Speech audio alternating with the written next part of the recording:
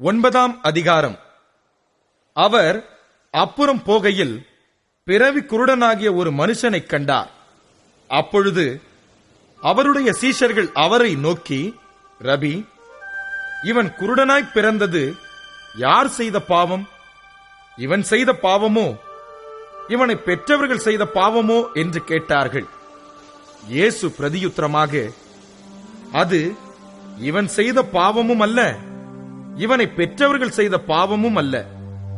தேவனுடைய கிரியைகள் இவனிடத்தில் வெளிப்படும் பொருட்டு இப்படி பிறந்தான். பகற்காலம் இருக்க மட்டும் நான் என்னை அனுப்பினவருடைய கிரியைகளை செய்ய வேண்டும். ஒருவனும் கிரியை செய்யக்கூடாத ராக்காலம் வருகிறது. நான் உலகத்தில் இருக்கையில் உலகத்திற்கு ஒளியாயிருக்கிறேன் என்றார். இவைகளைச் சொல்லி அவர் தரையிலே துப்பி உமிழ் நீரினால் சேருண்டாக்கி அந்த சேற்றை குருடனுடைய கண்களின் மேல் பூசி, நீ போய் சீலோவாம் குளத்திலே கழுவு என்றார். சீலோவாம் என்பதற்கு அனுப்பப்பட்டவன் என்று அர்த்தமாம். அப்படியே அவன் போய் கழுவி பார்வையடைந்தவனாய் திரும்பி வந்தான். அப்பொழுது அயலகத்தாரும் அவன் குருடனாய் இருக்கையில் அவனை கண்டிருந்தவர்களும், இவன் உட்கார்ந்து பிச்சை கேட்டுக் கொண்டிருந்தவன் அல்லவா என்றார்கள். சிலர் அவன்தான் என்றார்கள். வேறு சிலர் அவனுடைய சாயலாய் இருக்கிறான் என்றார்கள். அவனோ நான் தான் அவன் என்றான். அப்பொழுது அவர்கள் அவனை நோக்கி, உன் கண்கள் எப்படி திறக்கப்பட்டது என்றார்கள். அவன் பிரதியுத்தரமாக, இயேசு என்னப்பட்ட ஒருவர் சேருண்டாக்கி என் கண்களின் மேல் பூசி, நீ போய் சீலோவாம் குளத்திலே கழுவு என்றார். அப்படியே நான் போய் கழுவி பார்வையடைந்தேன் என்றான். அப்பொழுது அவர்கள், அவர் எங்கே என்றார்கள். அவன், எனக்கு தெரியாது என்றான். குருடனாயிருந்த அவனை பரிசேயரிடத்திற்கு கொண்டு போனார்கள். இயேசு சேருண்டாக்கி அவன் கண்களை திறந்த நாள் ஓய்வு நாளாயிருந்தது. ஆகையால் பரிசேயரும் அவனை நோக்கி, நீ எப்படி பார்வையடைந்தாய் என்று மறுபடியும் கேட்டார்கள். அதற்கு அவன், அவர் என் கண்களின் மேல் சேற்றை பூசினார், நான் கழுவினேன், காண்கிறேன் என்றான். அப்பொழுது பரிசேயரில் சிலர், அந்த மனுஷன் ஓய்வு நாளை கைக்கொள்ளாததினால் அவன் தேவனிடத்திலிருந்து வந்தவன் அல்ல என்றார்கள். வேறு சிலர், பாவியாயிருக்கிற மனுஷன் இப்படிப்பட்ட அற்புதங்களை எப்படி செய்வான் என்றார்கள். இவ்விதமாய் அவர்களுக்குள்ளே பிரிவினையுண்டாயிற்று. மறுபடியும் அவர்கள் குருடனை நோக்கி, உன் கண்களை திறந்தானே, அவனை குறித்து நீ என்ன சொல்லுகிறாய் என்றார்கள். அதற்கு அவன், அவர் தீர்க்கதரிசி என்றான்.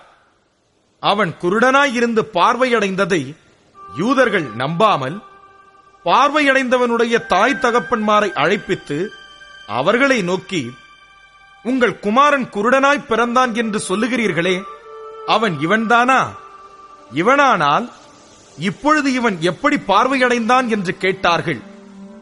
தாய் தகப்பன்மார் பிரதியுத்தரமாக, இவன் எங்கள் குமாரன் தான் என்றும் குருடனாய் பிறந்தான் என்றும் எங்களுக்கு தெரியும். இப்பொழுது இவன் பார்வையடைந்த வகை எங்களுக்கு தெரியாது. இவன் கண்களை திறந்தவன் இன்னான் என்பதும் எங்களுக்கு தெரியாது. இவன் வயதுள்ளவனாயிருக்கிறான், இவனை கேளுங்கள், இவனே சொல்லுவான் என்றார்கள். அவனுடைய தாய் தகப்பன்மார் யூதர்களுக்கு பயந்ததினால் இப்படி சொன்னார்கள். ஏனெனில் இயேசுவை கிறிஸ்து என்று எவனாவது அறிக்கை பண்ணினால் அவனை ஜெப ஆலயத்துக்கு புறம்பாக்க வேண்டும் என்று யூதர்கள் அதற்கு முன்னமே கட்டுப்பாடு செய்திருந்தார்கள். அது நிமித்தம் இவன் வயதுள்ளவனாயிருக்கிறான், இவனையே கேளுங்கள் என்று அவன் தாய் தகப்பன்மார் சொன்னார்கள். ஆதலால் அவர்கள் குருடனாயிருந்த மனுஷனை 2ஆம் தரம் அழைத்து, நீ தேவனை மகிமைப்படுத்து, இந்த மனுஷன் பாவி என்று நாங்கள் அறிந்திருக்கிறோம் என்றார்கள். அவன் பிரதியுத்தரமாக, அவர் பாவி என்று எனக்கு தெரியாது, நான் குருடனாயிருந்தேன், இப்பொழுது காண்கிறேன், இது ஒன்றுதான் எனக்கு தெரியும் என்றான். அவர்கள் மறுபடியும் அவனை நோக்கி, உனக்கு என்ன செய்தான்? உன் கண்களை எப்படி திறந்தான் என்றார்கள். அவன் பிரதியுத்தரமாக, முன்னமே உங்களுக்கு சொன்னேன், நீங்கள் கேளாமற் போனீர்கள். மறுபடியும் கேட்க வேண்டியதென்ன? அவருக்கு சீஷராக உங்களுக்கும் மனதுண்டோ என்றான்.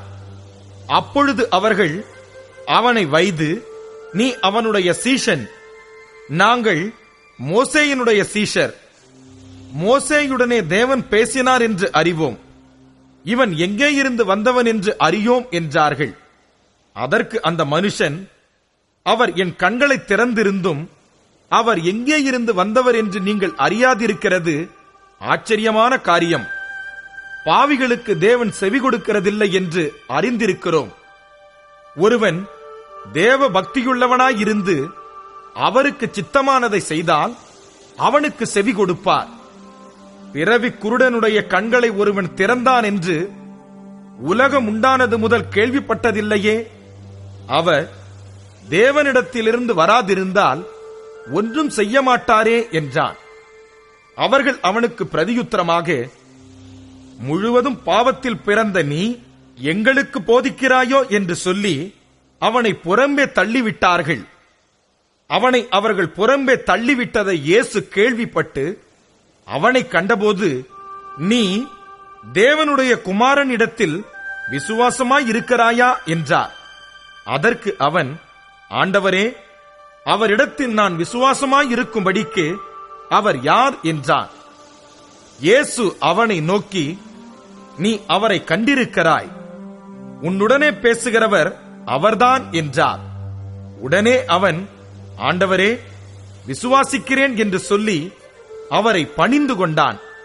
அப்பொழுது இயேசு, காணாதவர்கள் காணும்படியாகவும் காண்கிறவர்கள் குருடராகும்படியாகவும் நியாய தீர்ப்புக்கு நான் இந்த உலகத்தில் வந்தேன் என்றார். அவருடனே கூட இருந்த பரிசேயரில் சிலர் இவைகளை கேட்டபொழுது, நாங்களும் குருடரோ என்றார்கள். இயேசு அவர்களை நோக்கி, நீங்கள் குருடராயிருந்தால் உங்களுக்கு பாவமிராது. நீங்கள் காண்கிறோம் என்று சொல்லுகிறபடியினால் உங்கள் பாவம் நிலை நிற்கிறது என்றார்.